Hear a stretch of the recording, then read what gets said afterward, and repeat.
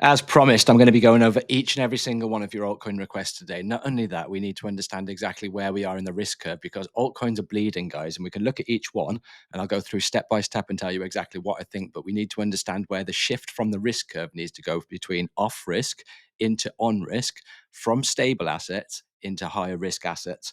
So we know that altcoins are a speculative market, it's a high risk market, and with high risk market, you get volatile swings.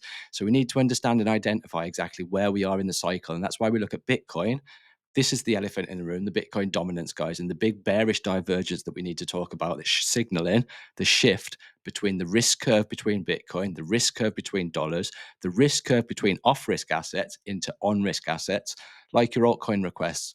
So Bitcoin needs to do something, Ethereum needs to do something, guys. Total 3 needs to do something I want to show you on the dollar that's quite exciting me. But before we do that, guys, subscribe to the channel. I'm going to go through each and every single one as requested. Get yourself in the Discord group. It's completely free. And let's dive in. Let's start with a few altcoins. We'll start with Dogecoin, but then we are going to go over the risk curve so you can understand exactly what portfolio diversification is and why structure is the most important thing for me, guys, because structure tells the biggest story within any chart. Where it's been hit previously, where it's been hit many times, that's the sticking point where people would put buy orders, where people would put sell orders, and create that consistency in price on the chart and understand exactly when that price gets hit again, guys, it's likely to get a reaction. So that's why we look at structure. We look at other things, guys. You've got all these fancy things. You've got bull flags. You've got bear pennants. You've got all of these candlestick patterns, 3-bar reversals. Just completely forget about that. Completely forget about the indicators. Zoom out onto a chart and understand where is the biggest sticking point. We can do that on the Dogecoin chart. We'll just zoom out onto the daily. Where's the biggest sticking point? Where are we likely to get a reaction? So let's do it, guys, together.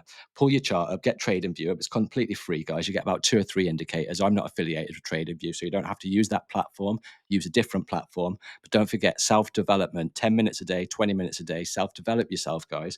And in a year, in 2 years' time, it will be amazing where you come. So we're looking at structure. We're looking at fair value. You can see this is a big area. Why is this a big area? Because if we pull this back, guys, this was the previous 2021 high. We come back down. What's this? May 2021. Everyone remembers the May 2021 crash. We come back down. And this was the higher low of the previous bull market high of 2021, guys. From the bull market high, that was the higher low. So that was a key sticking point. And what happened when we went through the bear market, guys? Once we dropped this key level, that was resistance. That was resistance. That was resistance, guys. And it acted as resistance until it broke through, until it held. And that's where we are now. And that's support, guys. So that's why structure is the key. Before you get into all the fancy trading things, guys, before you get into the fancy indicators, you need to understand where price is likely to get a reaction. And how does that help you? It helps you because you understand that we're at support now, guys. We're holding support now. We've held support once, twice, 3 times. That was previous resistance for such a long period of time. I'm expecting a bounce from here. So from a DCA perspective, Dogecoin at 16 cents does look good to me. From a trading perspective, what you're waiting for, guys, you're waiting for a higher probability move. So what you're waiting for is you're waiting for a break. What happens if the break is too volatile? You're coming back and you're waiting for a retest. Where are you looking for a retest? The previous structure, guys. So once you break one structure, you come back and you retest that structure. That's an RS flip. So if that scenario happened, guys, what would that do to your risk to reward? Let's have a few scenarios up. So you're coming back down, you're retesting the structure. We'll get our risk to reward tool up. And then we know that this previous, guys, this low here, once you've got a break, once the bulls have got momentum, you've got to expect that that is the low. So where are you shooting for, guys? Some traders shoot for the previous high. Some people are shooting for the previous high here. Some people are shooting for extensions. What extension levels? Fibonacci extension levels, retracement levels from the previous high. This 382, for an example, would bring your risk to reward at 4.66.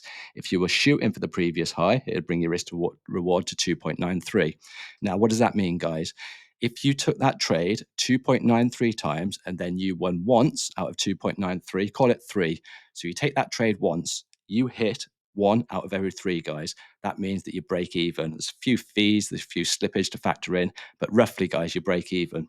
Now, if you can do this consistently and get a 3-to-1 risk to reward, and you get more than 1, guys, out of 3, that creates an edge in the market. That creates and gives you an edge in the market. Now, if you do that consistently over a period of time and over a period of time, guys, you get 2 out of 3. That's a money printing machine. It's not as easy as you think, guys. It is about psychology. It is about complacency, and it is about a weight in most of the time. A lot of the time, we'll be looking at the charts, we'll be analyzing the charts, and then we won't even take anything, guys. So it is a waiting game. And another thing that people say to me as well, if you're dollar cost averaging into a position and you're trying to get a lower level you want to allocate $100 into a position. You want to allocate $100 into a position. So you want to split your position, guys, and average it down in case it goes further down to the next support and further down to the next support. So you want to average your position down and average your position down and average your position down. Say you got 4 lots of $25. You want to bring your average around here, but price does something like this. It pushes up, you're pulling down, you've hit once, you've hit twice, and then it pushes up again. What about this $25? And what about this $25? People have the mindset that because they want to allocate $100 into a position, that they have to allocate that $100 into the position. If you've allocated 25 here and 25 here, and then the move's gone your way to the upside, that's a $50 position, and that's a good $50 position that's made a move and a swing in your direction, guys. Then you can add the risk management, then you can add the protection.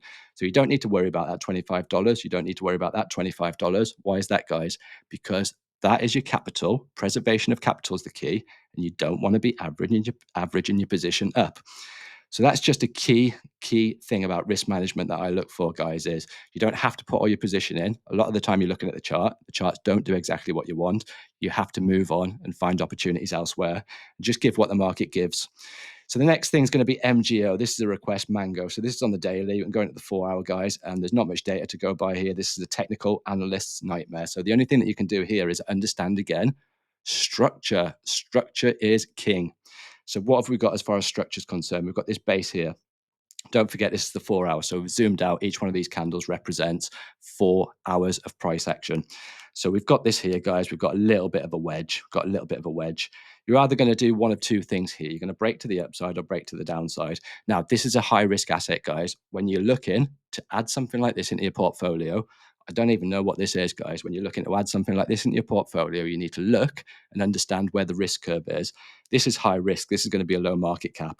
And if you were allocating, for example, $1,000 portfolio, I wouldn't stick more than $5 or $10 into this, unfortunately, guys, because it's so far down the risk curve and you need to have a balanced portfolio. And the blue chips, guys, Bitcoin, Ethereum, the blue chips actually make out the losses when you get a big swing to the downside, guys. When you get the volatile swing to the downside, the blue chips actually make up for your losses.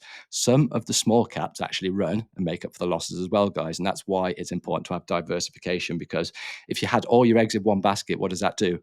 It makes you reliable on that one thing, guys. And cryptocurrency, there's tens and tens and tens of thousands of cryptocurrencies. So each one, guys, if you put all your eggs into one, how do you understand whether that high risk asset is not going to go to bust? And what would it happen to your portfolio if it did? So remember that, guys, the risk curve, the risk curve. So as far as this is concerned, there's not much you can do with this, guys, other than wait for a break. If you get a break of this, then what does it do to your risk to reward? Because you understand that this is the previous low underneath here. Where are you shooting for? It's a difficult one, guys. If you're shooting for the high, you could shoot for the high. You could shoot for the moon. That's $6.25. However, this wick tells me a story, guys, because we got a big rejection all the way back down to here, which ended up as the support base. So the wick on the end of the day here acted as the support base going forward, and that's the area to beat. So that's why that's where your stop loss needs to be if you get the break to the upside, because that confirms that the bulls have got short-term momentum. And if you're wrong, you want to be wrong with the least amount of capital at risk. So preservation of capital is the key in this game. So that's a difficult one, Mango, unfortunately, guys. I would wait for the break. In fact, I wouldn't even touch it myself because it hasn't got much data to go by. And unfortunately, I'm not going to understand, because there's no structure there, where the buy orders, where the sell orders are going to be. So we look at structure on this one, guys, exactly the same thing. You look at the chart, tell me where the main area of structure is, where's the main sticking points. You've got this area here, bounce, bounce, bounce, come back down, rejection, rejection, and then that was the rejection point going forward. So that is the consistent level. This is MSTR2 100, and that's sitting at 16 cents, the next resistant point. Current price action is currently sitting at 13 cents. So once you get a break, once you get a close above that, guys, that's above the 200 daily moving average as well. We've zoomed back into the daily. Now each one of these candles represents 1 day of price action. So in the short term, guys, structure. In the short term, you've got this area here, which is going to be a resistance point because that was support there, support there.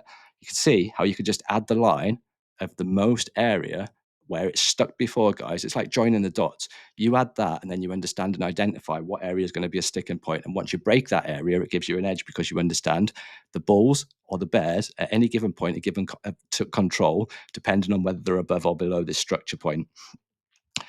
So I'm not interested in this, guys. You could stick a trend line on there. You could wait for a break, but ultimately, I want to break 20 cents before I'm interested in that. And then you've got the 32 cents as your next resistance point. If you did get a break and did get a retest of this area here, guys, I mean, it's 53% to the upside, so it's nothing to be sniffed at, but that's not ready for me yet. Got low fee. A lot of these things, I don't even know what they are, guys. Look at that. It's got hardly any data to go by. And what this creates here, guys, or what this tells us is a story of an exchange, which is Poloniex, which has got low liquidity of a token. So when you've got low liquidity of a token on an exchange, guys, a little allocation of capital moves the market a lot more, guys. So the people who've actually got the tokens on this exchange, there are the guys that are in control here, guys. I'm not interested. I'm not interested. If you add structure on here, you'd add it here.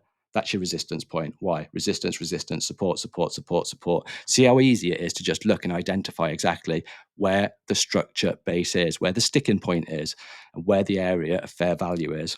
So we're under there, guys. We're bearish while we're under there. And just coincidentally, that's around about the 200 daily moving average as well, which has just started to form.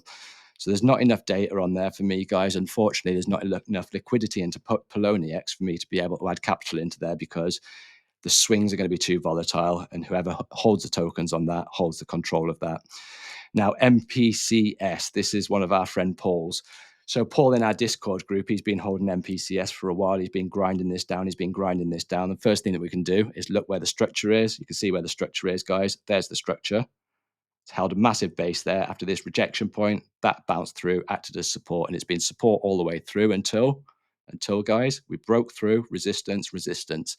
See how this is the most important thing for me. I'm not even adding Fibonacci levels. I'm not doing bull flags. I'm not doing bull pennants. I'm not doing anything on this, guys. I'm just showing you simple structure so you can understand exactly where the sticking points are, where it needs to hold as support, where it needs to hold as resistance.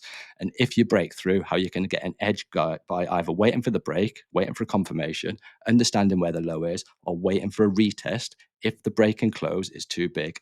What do I mean by the break and close being too big? Or what do I mean by a break and close? Because this, guys, has breached this level. And what's happened? The bears have pushed it back in. The bears have pushed it back in here. You can see when there's an area of resistance or an area of support, you'll see these wicks here. This is where the bulls are taking control for support. This is where the bears are taking control for resistance. So you need to wait for the close because the close confirms who's got momentum in the short term. So if this candle done this in the short term, this candle done that in the short term, that would show that the bulls have got control. And that would signal that this base, which was previous resistance, has got a strong chance of holding support in the next day. So that's why it's important to wait for the break. Now, what do I mean by a volatile break?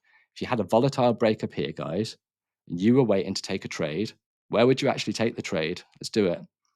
So there's the trade. Would you be shooting for this previous low, guys? Where would you take structure? Where would you take resistance points? Where would you take profits? You've got a 200 moving average. It's going to act as resistance here. And you've also got the top of this level here, which is a big structure point at 0.08498. Current price is trading at 0.005287.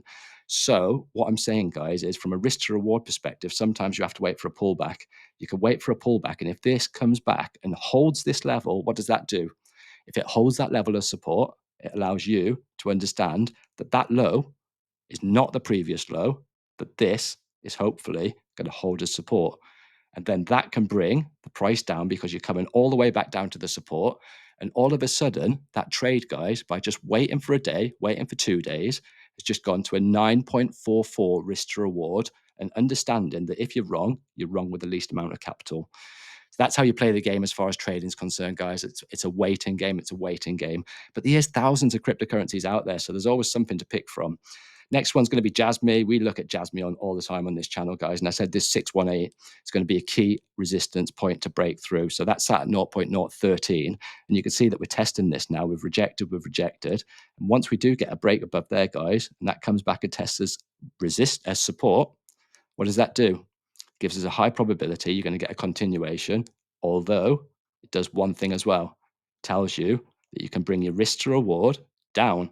If you're shooting for the 382, you're shooting for the bear, or you're shooting for this previous resistance point, which was that lower high, guys, 3.76. Still a healthy risk to reward. If you wait for the break, you wait for the confirmation, you wait for the key level to hold, which was previous resistance, doing an RS flip, a resistance support flip, then you can bring your stop loss up, you can reduce your risk, and then your reward is increased as well, guys. So it's simple as that, simple as that. Gala next, waiting for a break on Gala. One thing that you can see on Gala from an investment perspective, guys, from a DCA perspective, we're sat at 0.01356. This range here doesn't look much. That range is 80.70%. So 80% to the upside in this little range. And if you zoom out, you can see this support base, support, support, support. Remember, structure's king, guys. The longer it holds over a longer period, the better it is as support. 1, 2, 3, 4. 4 big pushes. 5, we've breached through once, we've breached through twice. We're breaking back through. We need to wait for this break for the bulls to get momentum. So from a DCA perspective, this level here looks good to me. From a trading perspective, we need momentum because we need to understand that that is the previous low, guys. Next is going to be Avax. I'm not going to be giving you projections on this, guys. People keep asking me, why don't you give bull market projections? This one's going to be about identifying structure and how you can identify structure and how you can understand your altcoin request that you've given to me on the Discord, how you can take advantage and how you can understand what the key levels are. Because it's so simple, guys. It's joining dots. It's joining dots. I know this chart looks a mess. I've gone through this since the previous bull market in 2021, and I've followed AVAX since 2021. So apologies, the chart is a mess. But one thing that you can see here,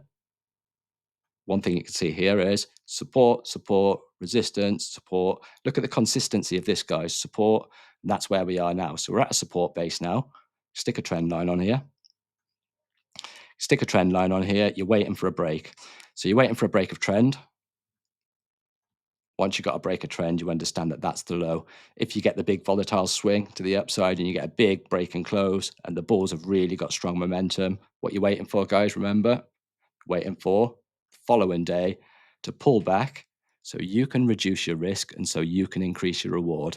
If it does something like this, guys, and you've got a bit of volume backed up behind a break and it's only a little break, you could take that because it reduces your risk, increases your reward.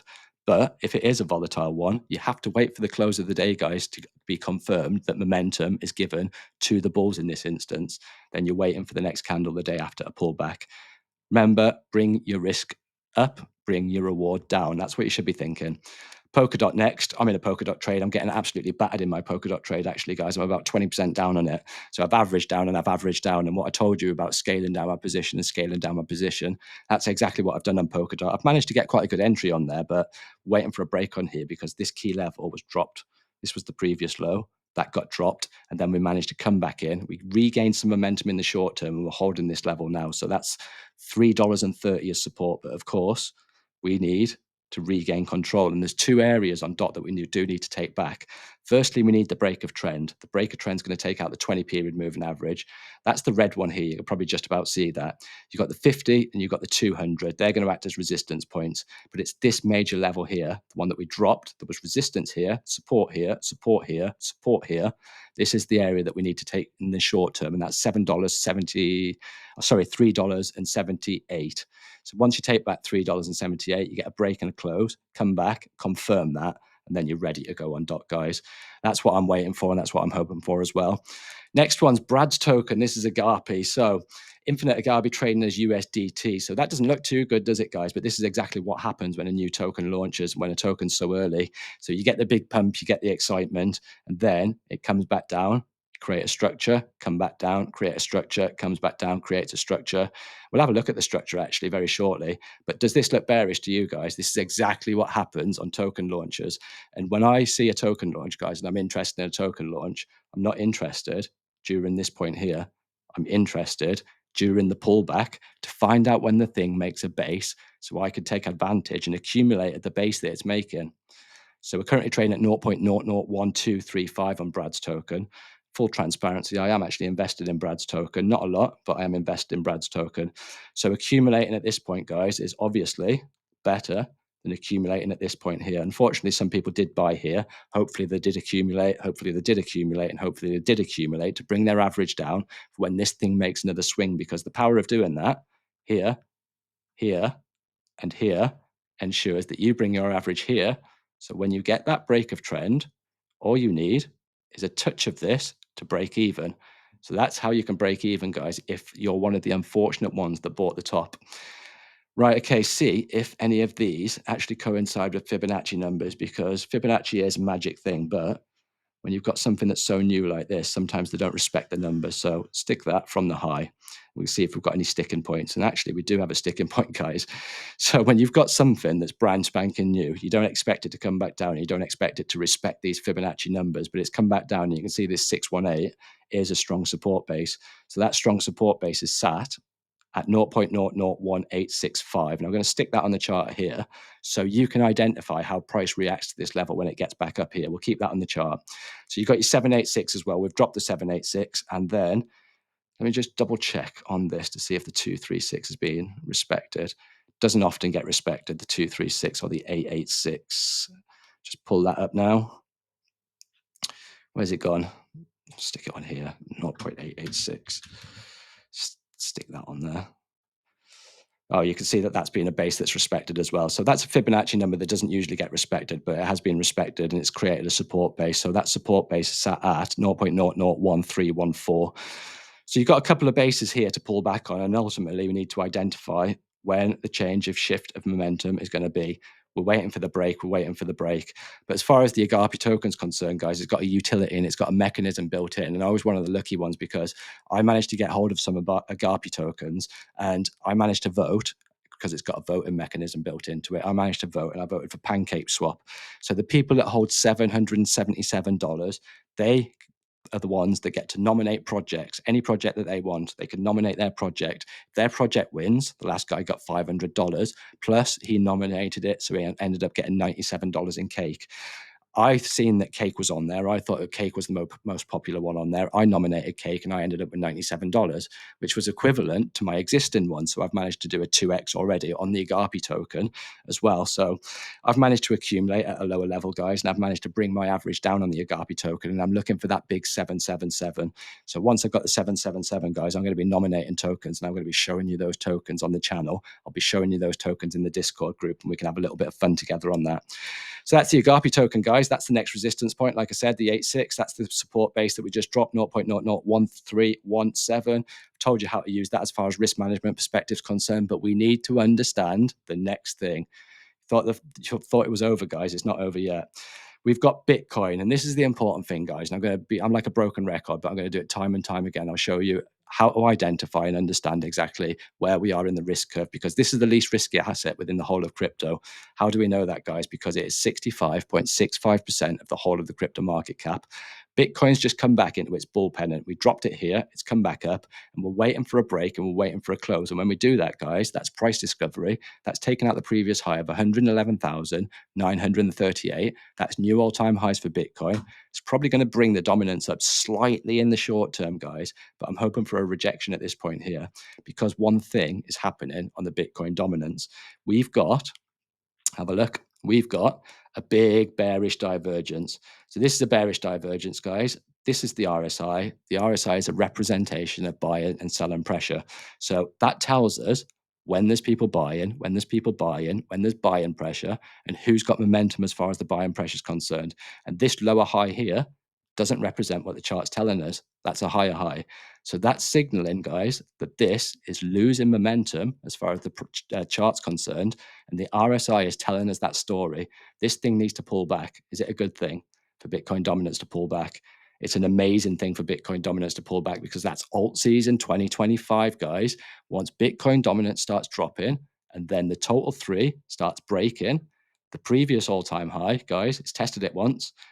There was the all-time high. There was the previous high, guys. That was back in January 2025 and December 2024.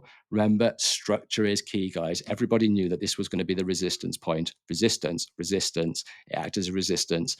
Once we close above 1.14 trillion, that's my metric and that's my indicator for Altseason. And that's when I'm going to start scaling out my positions over a period of time, guys. I'm using 10 to 12 weeks. Do I know it's going to be 10 to 12 weeks? Haven't got a clue, but I've got to give myself something.